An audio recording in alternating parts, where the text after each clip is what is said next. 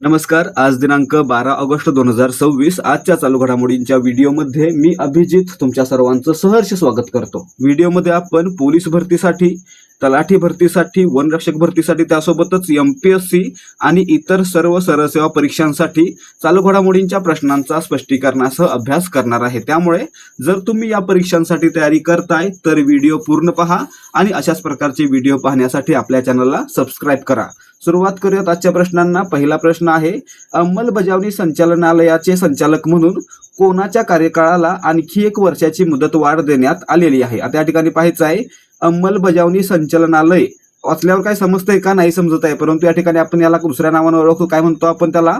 ED असं म्हणतो, म्हणजे एन्फोर्समेंट डायरेक्टरेट. मित्रांनो, EDचे संचालक म्हणून कोण कार्यरत होते? तर या ठिकाणी पाहायचं आहे 31 जुलै 2026 पर्यंत राहुल नवीन हे EDचे संचालक होते. आणि मित्रांनो, पुन्हा यांचा कार्यकाल आहे तो 13 ऑगस्ट 2027 पर्यंत वाढवण्यात आलेला आहे. म्हणजे आपलं उत्तर काय असणार आहे? तर EDचे संचालक म्हणून राहुल नवीन यांचा कार्यकाल आहे तो आणखी 1 वर्षानं वाढवण्यात आलेला आहे, म्हणून पर्याय B या प्रश्नाचं उत्तर आहे. प्रश्न क्रमांक 2, रुसुला ग्रिसिओ पर्पुरियाटा ही मशरूमची नवी प्रजाती नुकतीच कोणत्या राज्यात आढळून आली आहे? आता या ठिकाणी पहा, मशरूम काय आहे? बुरशी आहे. आणि मित्रांनो, बुरशीची नवीन प्रजाती रुसुला ग्रिसिओ पर्पुरियाटा ही कुठे आढळली? तर मेघालय या राज्यातील री भोई या जिल्ह्यामधील जिरांग या ठिकाणी आढळलेली आहे. आता विचारलं मित्रांनो ठिकाण, तर काय? जिरांग. जिल्हा विचारलं तर री भोई आणि राज्य विचारलं तर मेघालय. म्हणजे आपलं उत्तर काय असणार आहे? रुसुला ग्रिसिओ पर्पुरियाटा ही मशरूमची नवीन प्रजाती आहे, ती मेघालय या राज्यामध्ये आढळलेली आहे. आणि मित्रांनो, यावर गुवाहाटी विद्यापीठातील संशोधकांनी संशोधन केलेलं आहे आणि डॉक्टर निरंजय रॉय यांनी या मशरूमचे यशस्वीपणे संकलन केलेलं आहे, म्हणजे हे मशरूम जमा केलेलं आहे. ठीक आहे, कोणी? डॉक्टर निरंजन रॉय. पुढे पाहूयात प्रश्न क्रमांक 3, ब्रिटिश चेस चॅम्पियनशिप 2026 मध्ये एकूण ब्रिटिश चेस चॅम्पियनशिप विजेता ठरणारा सर्वात तरुण खेळाडू कोण आहे? आता या ठिकाणी पहा, भारतीय वंशाचा खेळाडू आहे श्रेयस रॉयल. हा ब्रिटिश चेस चॅम्पियन 2026 जिंकणारा सर्वात तरुण खेळाडू ठरलेला आहे, म्हणून याचं उत्तर पर्याय B असणार आहे, श्रेयस रॉयल. लक्षात ठेवायचा, हा काय आहे? भारतीय वंशाचा आहे. त्याच ठिकाणी जर आपण महिलांचा विचार केला तर या ठिकाणी महिलांच्या बाबतीत सुद्धा भारतीय वंशाची बोधना शिवानंदन ही सर्वात तरुण महिला बुद्धिबळ खेळाडू ठरलेली आहे. आता लक्षात ठेवायचं, सर्वात तरुण पुरुष खेळाडू श्रेयस रॉयल भारतीय वंशाचा आहे आणि सर्वात तरुण महिला खेळाडू बोधना शिवानंदन ही देखील भारतीय वंशाची आहे. आता या ठिकाणी पहा, ब्रिटिश चेस चॅम्पियनशिप 2026 कितवी आवृत्ती होती? 2026ला याची 122वी आवृत्ती पार पडली. आणि कुठे पार पडली? इंग्लंडमधील कॉवेंट्री या ठिकाणी पार पडली. आणि मित्रांनो, या स्पर्धेमध्ये एकूण 2600 स्पर्धक सहभागी झाले होते. याच्यामध्ये भारतीय वंशाचे हे 2 स्पर्धक आहेत ते अव्वल राहिलेले आहेत. कोण कोण? श्रेयस रॉयल पुरुष गटामध्ये आणि बोधना शिवानंदन महिला गटामध्ये. पुढे पाहूयात प्रश्न क्रमांक 4, 12व्या राष्ट्रीय हातमाग दिनाच्या निमित्ताने एकूण किती व्यक्तींना संत कबीर हातमाग पुरस्कार प्रदान करण्यात आला? आता या ठिकाणी पहा, राष्ट्रीय हातमाग दिन कधी साजरा केला जातो? लक्षात ठेवायचं आहे, दरवर्षी 7 ऑगस्ट हा दिवस राष्ट्रीय हातमाग दिन म्हणून साजरा केला जातो. आणि मित्रांनो, 2026च्या राष्ट्रीय हातमाग दिनानिमित्त एकूण 22 हातमाग पुरस्कार दिले गेले. त्यापैकी 3 पुरस्कार कोणते होते? संत कबीर हातमाग पुरस्कार. म्हणजे आपलं उत्तर काय असणार आहे? पर्याय A, 3 संत कबीर हातमाग पुरस्कार दिले गेलेले आहेत. त्यासोबतच आता राहिले किती? 19 कोणते आहेत? राष्ट्रीय हातमाग पुरस्कार. आणि 3 कोणते आहेत? तर संत कबीर हातमाग पुरस्कार.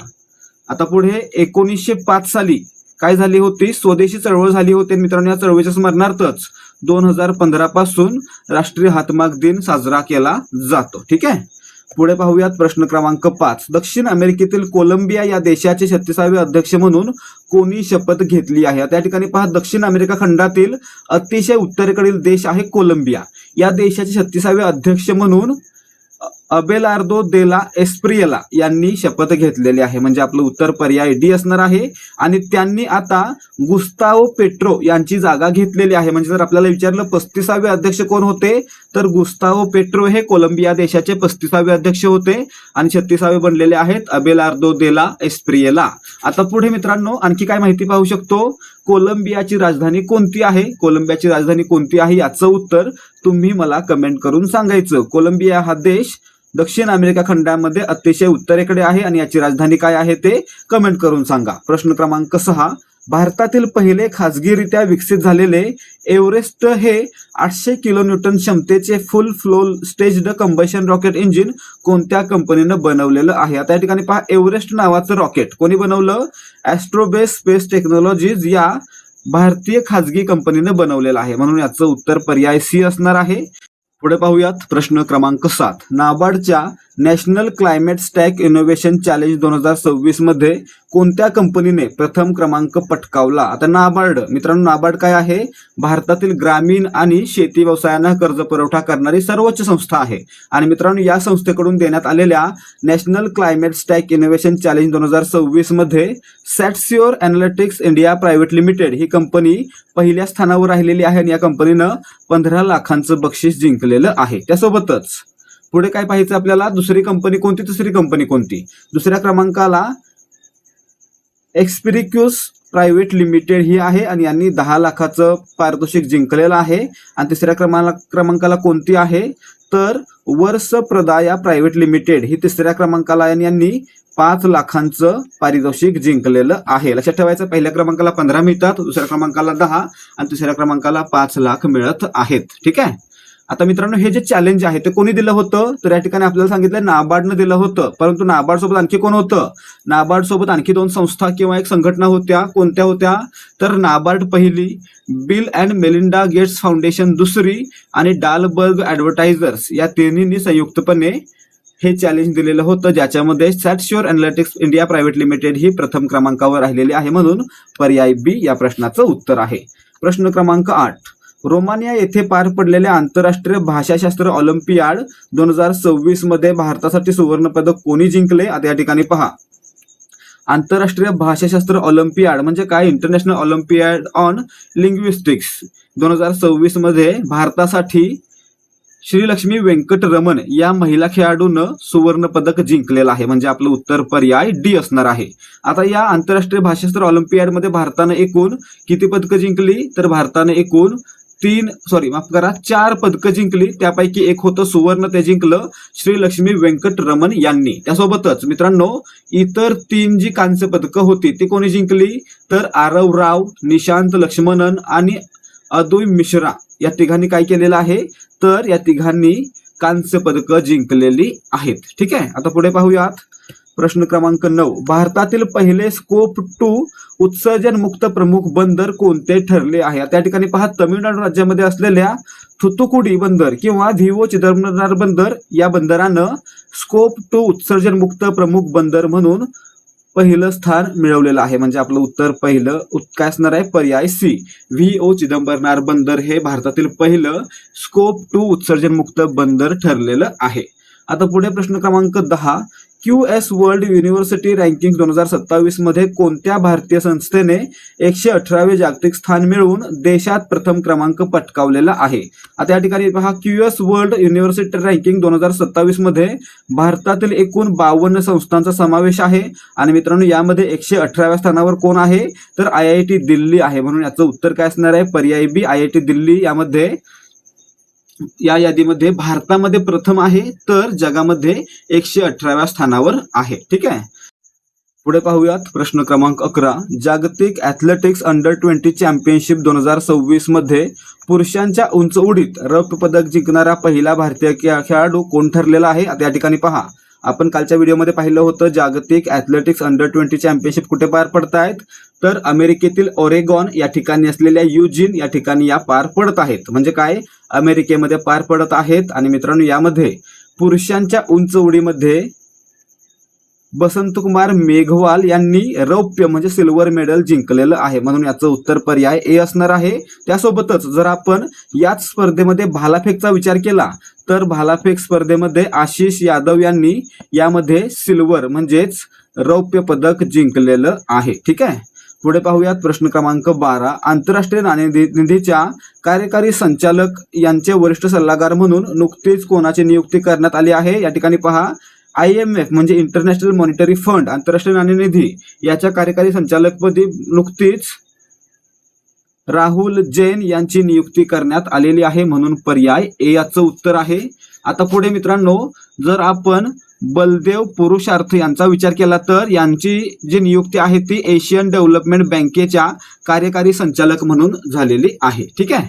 आता पुढे प्रश्न क्रमांक 13, एअर इंडियाचे नवीन मुख्य कार्यकारी अधिकारी आणि व्यवस्थापकीय संचालक म्हणजे सीईओ आणि एमडी म्हणून कोणाची नियुक्ती करण्यात आली आहे. आता या ठिकाणी पहा, एअर इंडिया ही पूर्णपणे टाटा समूहाच्या मालकीची कंपनी आहे आणि मित्रांनो या कंपनीचे सीईओ आणि एमडी म्हणून नुकतीच तेवाल्डे गेब्रेमारियम यांची नियुक्ती करण्यात आलेली आहे. म्हणून याचं उत्तर काय असणार आहे? पर्याय सी. एअर इंडियाचे नवे सीईओ आणि एमडी कोण असणार आहेत? तेवोल्डे गेब्रेमारियम. पुढे पाहूयात प्रश्न क्रमांक 14, 2026 ची आशियाई राफ्टिंग चॅम्पियनशिप भारतात कोठे आयोजित केली जाणार आहे? या ठिकाणी पहा, 2026 ची आशियाई राफ्टिंग चॅम्पियनशिप स्पर्धा आहे ती अरुणाचल प्रदेशमधील बोलेंग या ठिकाणी आयोजित केली जाणार आहे म्हणून पर्याय सी याचं उत्तर आहे. पुढे पहा प्रश्न क्रमांक 15, इतिहासात प्रथमच पुरुष आणि महिलांचे हॉकी वर्ल्ड कप सामने एकाच वेळी कोणत्या दोन देशांच्या संयुक्त यजमानपदाखाली होत आहेत? आता या ठिकाणी पहा, आतापर्यंत पुरुषांचे महिलांचे सामने एकाच वर्षी व्हायचे, परंतु आता या ठिकाणी एकाच वेळी म्हणजे एकाच कालखंडामध्ये घडत आहेत, पार पडत आहेत आणि ते नेदरलँड्स आणि बेल्जियम या दोन देशांच्या यजमानपदाखाली पार पडत आहेत म्हणून याचं उत्तर पर्याय ए असणार आहे. प्रश्न क्रमांक 16, 2026 चा प्रतिष्ठित ICTP डिरेक्ट पदक मिळवणारे प्राध्यापक दीपक धर हे कितवे भारतीय वैज्ञानिक ठरले आहेत? आता या ठिकाणी पहा, ICTP डिरेक्ट पदक हा पुरस्कार जिंकणारे डॉक्टर दीपक धर हे दुसरे भारतीय वैज्ञानिक ठरलेले आहेत म्हणून पर्याय बी याचं उत्तर आहे. आणि मित्रांनो, या संस्थेचे किंवा हा पुरस्कार मिळवणारे पहिले भारतीय कोण होते? तर पहिले भारतीय होते अशोक सेन. ठीक आहे, अशोक सेन यांना पहिला पुरस्कार मिळालेला होता आणि या ठिकाणी दीपक धर हे दुसरे ठरलेले आहेत. पुढे पाहूयात प्रश्न क्रमांक 17, केंद्रीय मंत्रिमंडळाने जल जीवन मिशन 2.0 चा कालावधी कुठपर्यंत वाढवण्यास नुकतेच मंजुरी दिली आहे? आता या ठिकाणी पहा, जल जीवन मिशन 2.0 हे डिसेंबर 2028 पर्यंत वाढवण्यासाठी केंद्रीय मंत्रिमंडळानं मंजुरी दिलेली आहे म्हणून पर्याय सी याचं उत्तर आहे. पुढे पहा प्रश्न क्रमांक 18, प्लग अँड प्ले औद्योगिक पायाभूत सुविधा विकसित करण्यासाठी भारत सरकारने कोणती नवीन योजना मंजूर केली आहे? आता या ठिकाणी पहा, प्लग अँड प्ले औद्योगिक पायाभूत सुविधा विकसित करण्यासाठी भारत सरकारनं भव्य योजना लॉन्च केलेली आहे म्हणजे याचं उत्तर पर्याय बी असणार आहे. आणि भव्यचा फुल फॉर्म काय आहे? भव्यचा फुल फॉर्म आहे भारत औद्योगिक विकास योजना म्हणजे भव्य. ठीक आहे. आता पुढे जाऊयात प्रश्न क्रमांक 19, नेपाळमधील काठमांडू येथे पार पडलेल्या परिषदेत जीवन गौरव लिबर्टेरियन पुरस्कार 2026 मिळवणारे पहिले भारतीय लेखक कोण ठरले आहेत? आता या ठिकाणी पहा, जीवन गौरव लिबर्टेरियन पुरस्कार 2026 कुठे दिला गेला? नेपाळमधील काठमांडू या ठिकाणी दिला गेला. आणि मित्रांनो, हा पुरस्कार जिंकणारे पहिले भारतीय व्यक्ती आहेत गुरुचरण दास म्हणून आपलं उत्तर पर्याय सी असणार आहे. प्रश्न क्रमांक 20, महाराष्ट्र राज्यात जलसंधारण दिन कोणत्या तारखेला साजरा केला जातो? आता या ठिकाणी पाहायचं आहे, महाराष्ट्रामध्ये कृषी दिन आहे तो वसंतराव नाईक यांच्या जन्मदिवसानिमित्त साजरा केला जातो. त्याचबरोबर सुधाकर राव नाईक यांचा जन्मदिवस म्हणजेच 21 ऑगस्ट हा दिवस महाराष्ट्रामध्ये जलसंधारण दिवस म्हणून साजरा केला जातो म्हणजे आपलं उत्तर पर्याय बी असणार आहे. 21 ऑगस्टला राज्यामध्ये जलसंधारण दिन साजरा केला जातो. पुढे पाहूयात प्रश्न क्रमांक 21, अमेरिकेतील Saint Louis rapid and blitz बुद्धिबळ चॅम्पियनशिप स्पर्धेत विजेतेपद कोणत्या भारतीय खेळाडूने पटकावलेले आहे? आता या ठिकाणी पहा, 2026च्या Saint Louis rapid and blitz बुद्धिबळ चॅम्पियनशिप स्पर्धेमध्ये भारताकडून रमेश बाबू प्रज्ञानंद म्हणजे आर प्रज्ञानंद यांनी सुवर्ण पदक किंवा विजेतेपद मिळवलेलं आहे म्हणजे आपलं उत्तर पर्याय सी असणार आहे. पुढे पहा प्रश्न क्रमांक 22, पश्चिम आशियातील वाढत्या संघर्षाच्या पार्श्वभूमीवर नुकताच कोणत्या 3 देशांनी मक्का संयुक्त संरक्षण करारावर स्वाक्षरी केली आहे? आता या ठिकाणी पहा, मक्का संयुक्त संरक्षण करार कोणी कोणी केला? पाकिस्तान, सौदी अरेबिया आणि तुर्की आहे म्हणून याचं उत्तर पर्याय ए असणार आहे. आणि मित्रांनो, यामधील अटींनुसार समजा एखाद्या देशानं सशस्त्र हल्ला केला पाकिस्तानवर तर तो हल्ला फक्त पाकिस्तानवर न मानला जाता या 3 देशांवर मानला जाईल अशा प्रकारचं या ठिकाणी हा करार करण्यात आलेला आहे. पुढे पाहूयात प्रश्न क्रमांक 23. आंतरराष्ट्रीय भाषाशास्त्र ऑलिम्पियाड मध्ये सहभागी होण्यासाठी भारतीय संघाची निवड कोणत्या चाचणीद्वारे केली जाते? त्या ठिकाणी पहा, जर तुम्हाला आंतरराष्ट्रीय भाषाशास्त्र ऑलिम्पियाड मध्ये सहभागी व्हायचं आहे तर तुम्हाला पाणिनी भाषाशास्त्र ऑलिम्पियाड जिंकणं आवश्यक आहे. जर तुम्ही पाणिनी भाषाशास्त्र ऑलिम्पियाड जिंकताय तर तुमची निवड आंतरराष्ट्रीय भाषाशास्त्र ऑलिम्पियाडसाठी होऊ शकते. म्हणून पर्याय बी याचं उत्तर आहे. पाणिनी भाषाशास्त्र ऑलिम्पियाड या ठिकाणी चाचणी केली जाते. पुढे पहा प्रश्न क्रमांक 24. कृषी आणि ग्रामीण विकासासाठी महत्त्वाची असलेली नाबार्ड ही संस्था कोणत्या समितीच्या शिफारशीनुसार स्थापन करण्यात आली होती? त्या ठिकाणी पहा, 1979 साली स्थापन करण्यात आलेल्या बी शिवरामन समितीच्या शिफारशीनुसार 1981 साली नाबार्ड कायदा करण्यात आला आणि 1982 साली 12 जुलै 1982 रोजी कृषी आणि ग्रामीण विकासासाठी नाबार्ड म्हणजे national bank for agricultural and rural डेव्हलपमेंटची स्थापना करण्यात आलेली होती. म्हणजे आपलं उत्तर काय असणार आहे? पर्याय बी, बी शिवरामन समिती. आणि मित्रांनो, नाबार्डचं मुख्यालय कोणत्या ठिकाणी आहे तर मुंबईमध्ये आहे आणि सध्या के.व्ही. शाजी हे नाबार्डचे अध्यक्ष आहेत. आता महत्वाची माहिती पुन्हा एकदा पाहायची आहे. नाबार्डची स्थापना करण्यासाठी शिफारस कोणी केली? शिफारस केली बी शिवरामन समिती. बी शिवरामन समिती कोणत्या वर्षीची आहे? 1979 ची आहे. आता पुढे बी शिवरामन समिती शिफारशीनुसार कोणता कायदा करण्यात आला? नाबार्ड ऍक्ट 1981 करण्यात आला आणि मित्रांनो यानुसार 1982च्या 12 जुलै रोजी नाबार्डची स्थापना करण्यात आली. म्हणजे लक्षात ठेवायचं आहे, बी शिवरामन समिती 1979, नाबार्ड ऍक्ट 1981 आणि नाबार्डची ऑफिशियली स्थापना 1982. ठीक आहे. आता पुढे नाबार्डचं मुख्यालय मुंबईमध्ये आहे आणि सध्या के.व्ही. शाजी हे नाबार्डचे अध्यक्ष आहेत. आणि पुढे पहा प्रश्न क्रमांक 25. पोर्ट जीपीटी नावाचे जनरेटिव्ह AI आधारित मोबाईल ॲप लॉन्च करणारे भारतातील पहिले प्रमुख बंदर कोणते आहे? त्या ठिकाणी पहा, V.O. चिदंबरनार बंदर म्हणजे काय? थुथुकुडी बंदर, तमिळनाडू हे बंदर आहे ते भारतातील पहिलं असं बंदर बनलेलं आहे ज्यांनी पोर्ट जीपीटी नावाचं AI आधारित मोबाईल ॲप लॉन्च केलेलं आहे. म्हणून आपलं उत्तर पर्याय बी असणार आहे, V.O. चिदंबरनार बंदर. आता पुढे मित्रांनो आपले आजचे प्रश्न समाप्त होत आहेत. जर तुम्हाला आजच्या प्रश्नांची उत्तरं आणि स्पष्टीकरण समजलं असेल तर या व्हिडिओला लाईक करा आणि यासारखे आणखी व्हिडिओ पाहण्यासाठी आपल्या चॅनलला सबस्क्राईब देखील करा. भेटूयात पुढच्या भागामध्ये. जय हिंद, जय भारत आणि जय महाराष्ट्र.